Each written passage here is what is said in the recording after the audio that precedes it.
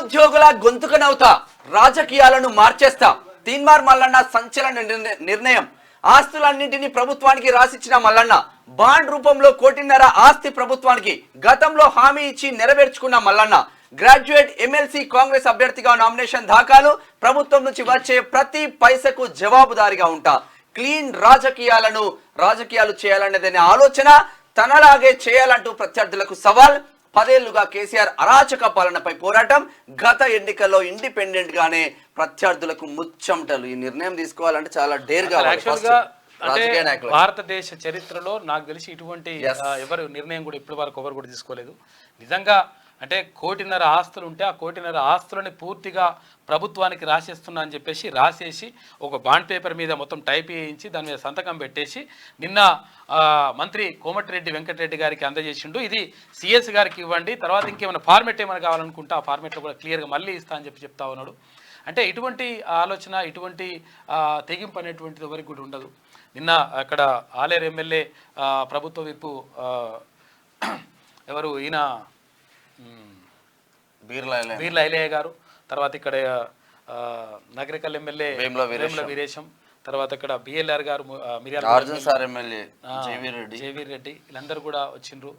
అంటే చాలా మంది పాల్గొన్నారు, తర్వాత కాంగ్రెస్ నాయకులు కూడా. అయితే ఇటువంటి నిర్ణయం తీసుకోవడం అనేటువంటిది మామూలు విషయం కాదు. అంటే దమ్ము ఉండాలి, అంటే నిజంగా క్లీన్గా ఉంటామనేటువంటి ఒక అంటే ఆత్మవిశ్వాసం లోపల ఉండాలి.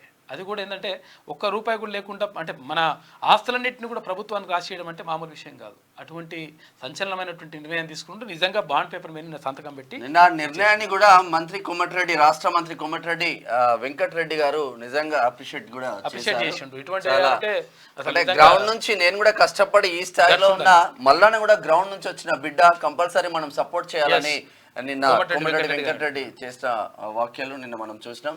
తర్వాత ఆర్టీఆర్ కూడా, అంటే ఆర్టీఆర్ మీరు చాలా మంది కొంతమంది అడుగుతా ఉన్నారు, ఆర్టీఆర్ మరి నువ్వు అమలు చేస్తా ఉన్నా, ఇంప్లిమెంట్ చేస్తా అని చెప్పండి. రైట్ టు రీకాల్ కి నేను రెడీగా ఉన్నా, మధ్య రెఫరెండం పెట్టుకొని రైట్ టు రీకాల్ కి రెడీగా ఉన్నా అని చెప్తా ఉన్నారు. పట్టభద్రుల ఎన్నికలకు అంటే ఎమ్మెల్సీగా నిజంగా అంటే ఏ ఎన్నికలకు సంబంధించి కూడా ఇటువంటి నిర్ణయం తీసుకోవడం అనేటువంటిది జరగదు.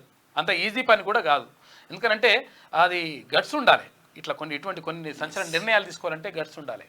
కాబట్టి పట్టభద్రులు మీరందరూ కూడా ఆదరిస్తూ ఉన్నారు, ఆహ్వానిస్తూ ఉన్నారు. తర్వాత మీ అందరి తోడ్పాటుతోటి ఇదంతా కూడా జరుగుతూ ఉంది.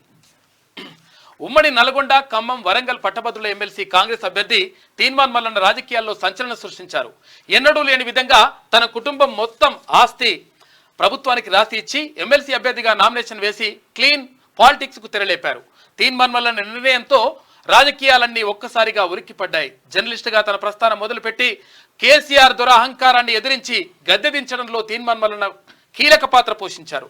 తనకున్న ₹1,50,00,000 ఆస్తులను ప్రభుత్వానికి అప్పగిస్తున్నట్లు కాంగ్రెస్ ఎమ్మెల్సీ అభ్యర్థి తీన్మార్ మల్లన్న ప్రకటించారు. గతంలో ఇచ్చిన మాటలకు కట్టుబడి కాంగ్రెస్ ప్రచార కమిటీ కన్వీనర్ తీన్మార్ మల్లన్న చెప్పిన పని చేసి చూపించారు. తీన్మార్ మల్లన్న అలియాస్ చింతపండు నవీన్ కుమార్ శుక్రవారం నల్లగొండ పట్టణంలో భారీ ర్యాలీ నిర్వహించారు. నిజంగా అసలు అశేషంగా వచ్చిన పబ్లిక్. అనంతరం ఖమ్మం, నల్గొండ, వరంగల్ గ్రాడ్యుయేట్ ఎమ్మెల్సీ అభ్యర్థిగా కాంగ్రెస్ పార్టీ నుంచి నామినేషన్ దాఖలు చేశారు. ఈ సందర్భంగా తీన్మార్ మల్లన్న గతంలో ఇచ్చిన మాట నిలబెట్టుకున్నారు.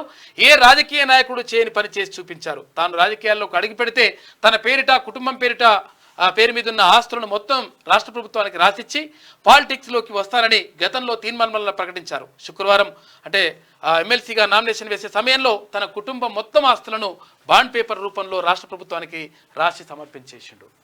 అప్పుడు నార్మల్ గా మల్లన్న ఈ ముచ్చట చెప్తే ఇక్కడ గట్కేసర్ దగ్గర కొర్రెంలా అని ఉంటుంది, కొర్రెంల ఫంక్షన్ హాల్లో ఇదే ముచ్చట, నేను రాజకీయాల్లోకి వచ్చే ముందు నా కుటుంబం పైన కానీ నా పైన ఎటువంటి ఆస్తి ఉండకూడదు, ప్రభుత్వానికి రాసిచ్చి రాజకీయాల్లోకి వద్దామని ఛాలెంజ్ చేసిండు. అప్పుడు ఎవరు నమ్మలేదు. ఈ రోజు భార్య పిల్లల పేరుతో, తర్వాత ఆయన పేరుతో ఉన్నటువంటి ఆస్తులు మొత్తం కూడా రాసిచ్చేసిండు.